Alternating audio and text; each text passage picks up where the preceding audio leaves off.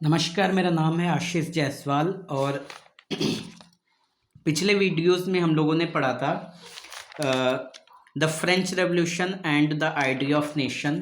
उसके बाद Napoleonic code पढ़ा था, the making of nationalism in Europe पढ़ा था, the aristocracy and the new middle class पढ़ा था, मीनिंग ऑफ लिबरल नेशनलिज्म। ये 4-5 हेडिंग पढ़ी थी।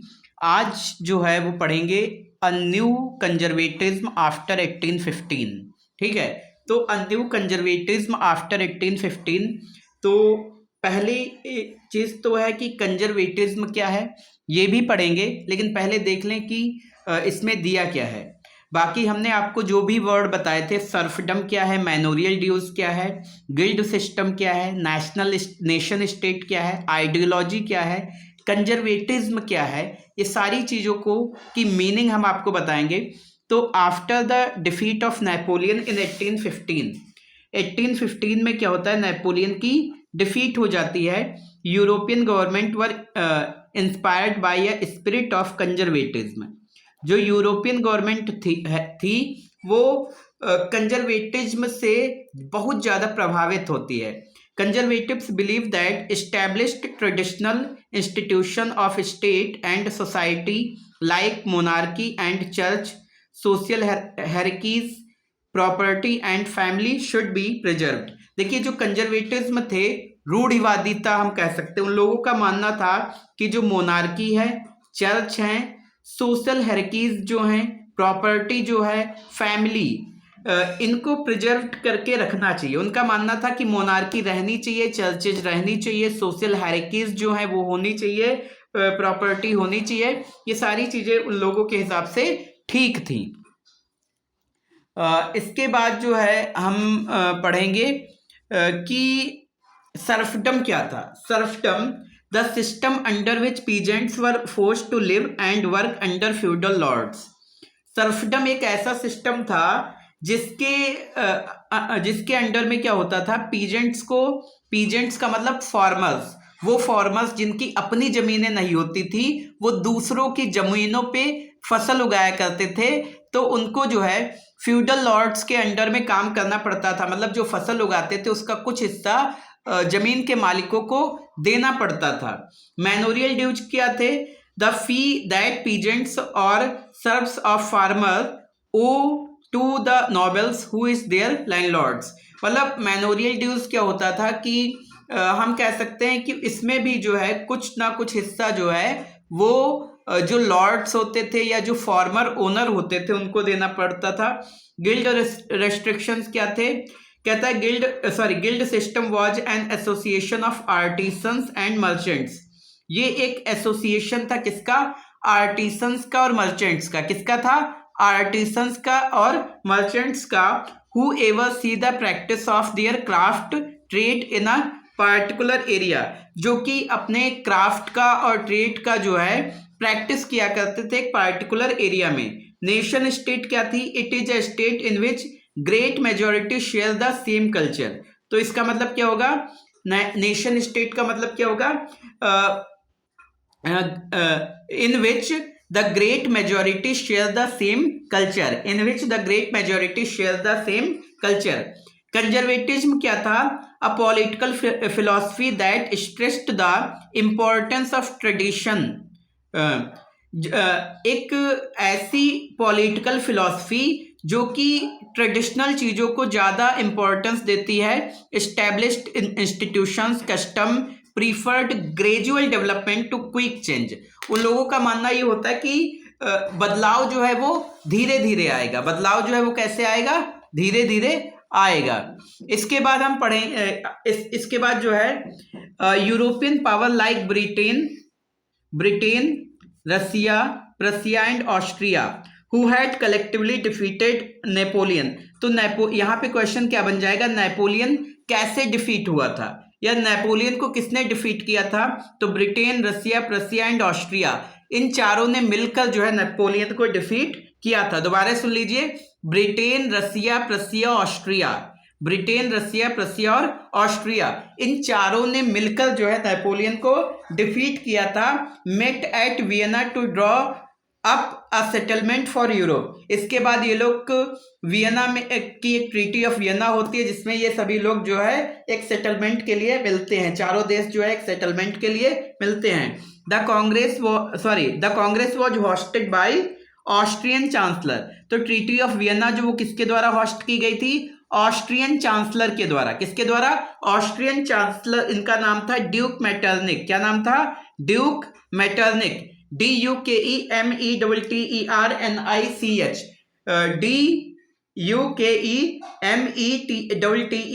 DUKEMETTERNICH। तो याद रखना है, ऑस्ट्रियन चांसलर के द्वारा होस्ट की गई थी। ऑस्ट्रियन चांसलर जिनका नाम था ड्यूक मेटरनिक। क्या नाम था? Duke Metternich. Okay, they Drew up the treaty of Vienna of 1815। तो ट्रीटी ऑफ वियना कब हुई? 1815 में। ठीक है, ट्रीटी ऑफ वियना कब हुई? 1815 में। अब कुछ मेजर पॉइंट्स देखेंगे ट्रीटी ऑफ वियना के। ठीक है, ट्रीटी ऑफ वियना के कुछ मेजर पॉइंट्स देखेंगे। The Bourbon dynasty, which had been deposed during the French Revolution, was restored to power।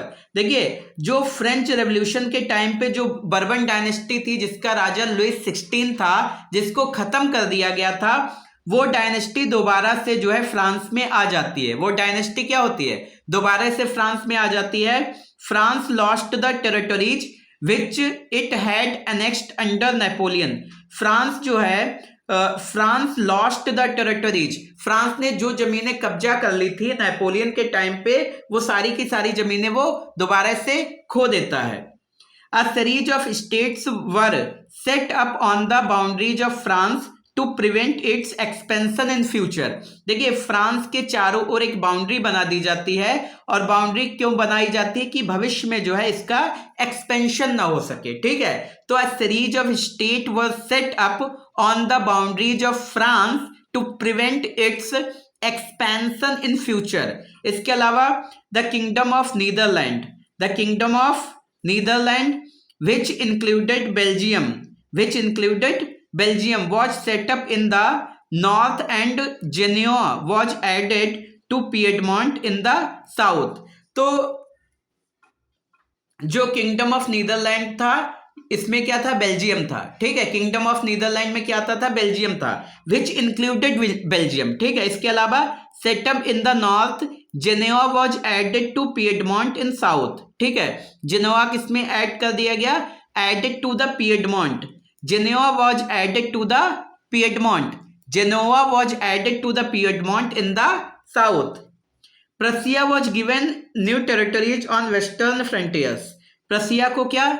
नई टेरिटरीज दे दी गई वेस्टर्न फ्रंटियर पे। ठीक है, including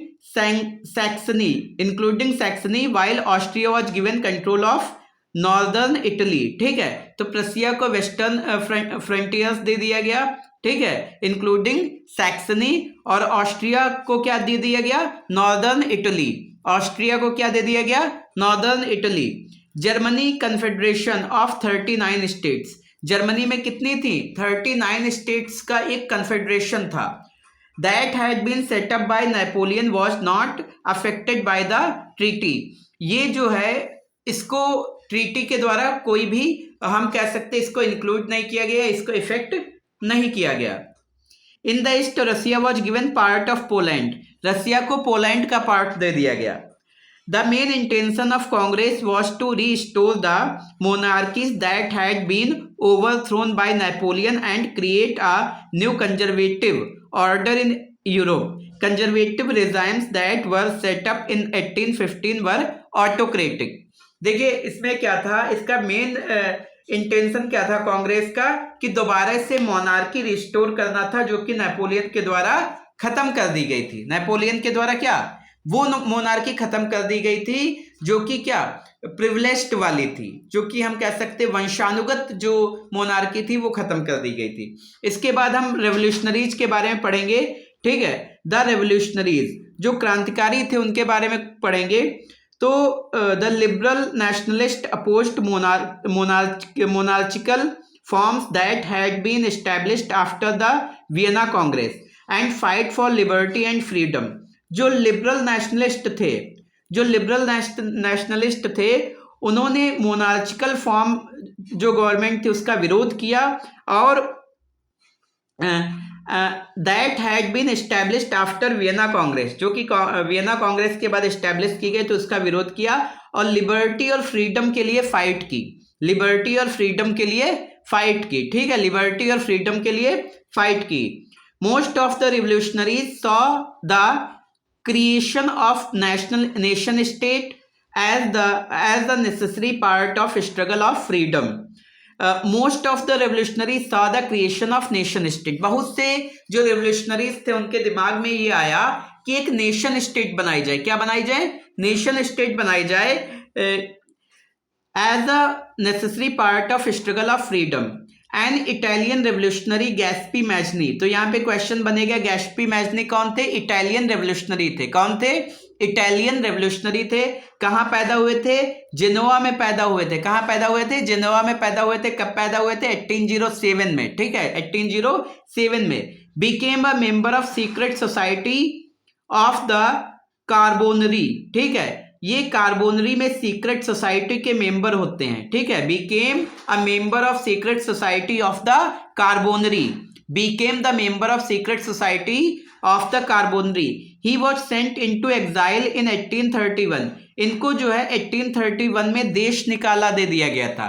he was sent into exile in 1831, okay, 1831 में देश निकाला हो गया था for attempting a revolution in Liguria, ठीक है, लिगुरिया में जो है इन्होंने एक रेवोल्यूशन किया था जिसकी वजह से। Age of revolutions, age of revolutions में हम लोग क्या पढ़ेंगे? तो age of revolution 1830 to 1848, 1830 to 1848। Liberalism and nationalism was associated with the revolution in many regions of Europe such as the Italian and German state. देखिए, liberalism and nationalism, liberalism and nationalism was associated with the revolution in many regions, associated with the revolution in many regions of Europe such as Italian and German states। जो Italian और German states थी, यहाँ पे liberalism के लिए और nationalism के लिए बहुत सारे हम कह सकते एसोसिएशन बन रहे थे या मांग हो रही थी या मतलब इससे जुड़ी बहुत से प्रोग्राम्स हो रहे थे। The provinces of Ottoman Empire, Ireland and Poland। देखिए कहाँ कहाँ, Italy, Germany, provinces of Ottoman empire का जो प्रोविंसेस था जिसमें आयरलैंड और पोलैंड आता था। These revolutionaries were led by liberal nationalist belonging to educated middle class. ये जो रेवोल्यूशनरीज थे इनको लीड कौन कर रहा था? लिबरल नेशनलिस्ट, और लिबरल नेशनलिस्ट जो है एजुकेटेड मिडिल क्लास से जो है बिलोंग करते थे। अगर हम ओटोमन एम्पायर की बात करें तो ये एक टर्किश एम्पायर था रूल्ड बाय कैलिफ, ठीक है, खलीफा बोलते थे, the spiritual and temporal head of Muslims. उस समय जो है ये मुस्लिम्स के स्पिरिचुअल और टेम्पोरल हेड माने जाते थे। The revolutions in different places were as follows. अलग अलग जगहों पे जो है रेवोल्यूशंस हुए, अलग अलग जगहों पे क्या हुए? रेवोल्यूशंस हुए। तो दो तीन क्वेश्चन अगर हम आपसे पूछे कि गैस्पी मैजनी कौन थे, तो इटालियन रेवोल्यूशनरी थे। कहाँ पैदा हुए थे? जेनोवा में पैदा हुए थे। कब पैदा हुए थे? 1807 में पैदा हुए थे। Secret society of the Carbonari के मेंबर थे। 1831 में इनको देश निकाला दे दिया गया था। क्यों दे दिया गया था? क्योंकि इन्होंने लिगुरिया में जो है एक क्या किया था? रेवोल्यूशन किया था। इसके अलावा अगर हम मेजर पॉइंट ऑफ वियना की बात करें तो बर्बन डायनेस्टी का दोबारा से रिस्टोर हो जाती है या बर्बन डायनेस्टी दोबारा आ जाती है। फ्रांस ने जो नेपोलियन के टाइम पे हम कह सकते हैं जो टेरिटरीज अनेक्स्ट की थी या जो जिन टेरिटरीज पे कब्जा कर लिया था उनको जो है उनको हम कह सकते हैं कि वापस ले लिया जाता है। और इसके अलावा जो है फ्रांस के चारों ओर एक बाउंड्री बना दी जाती है जिससे भविष्य में ये एक्सपेंशन ना कर सके। किंगडम ऑफ नीदरलैंड जिसको हम कह सकते हैं बेल्जियम दे दिया जाता है। और north setup in the north and Genoa was added to the Piedmont. ठीक है, नॉर्थ में हम कह सकते हैं बेल्जियम जो है किंगडम ऑफ नीदरलैंड में इंक्लूड हो जाता है और जेनोवा जो है वो पिएडमोंट के साथ चला जाता है। प्रसिया को जो है हम कह सकते हैं वेस्टर्न फ्रंटियर दिया जाता है इंक्लूडिंग सैक्सनी। ऑस्ट्रिया जो है उसको नॉर्दर्न इटली का कंट्रोल दिया जाता है। जर्मनी कन्फेडरेशन जो होता है 39 स्टेट का, इसमें इसको बिल्कुल भी नहीं छुआ जाता है, जैसे होता है वैसा रखा जाता है। इसके बाद जो है हम लोग पढ़ेंगे the revolution in different places were as follows. The first upheaval took place in France July 1830। पहला जो हम कह सकते हुआ वो फ्रांस में हुआ जुलाई 1830 में। The first upheaval took place in France. The Bourbon king were overthrown by liberal revolutionaries who installed Louis Philippe as the constitutional monarch. तो यहाँ पर क्या होता है कि पहला जो हम कह सकते बड़ा बदलाव, बहुत अपहीवल जो होता है वो कब होता है? जुलाई 1830 में। कब होता है? जुलाई 1830 में। जो बर्बन किंग होते हैं, बर्बन किंग को जो है ओवरथ्रो करके लुइस फिलिप को कॉन्स्टिट्यूशनल मोनार्क बना दिया जाता है। किसको? लुइस फिलिप को जो है कॉन्स्टिट्यूशनल मोनार्क बना दिया जाता है।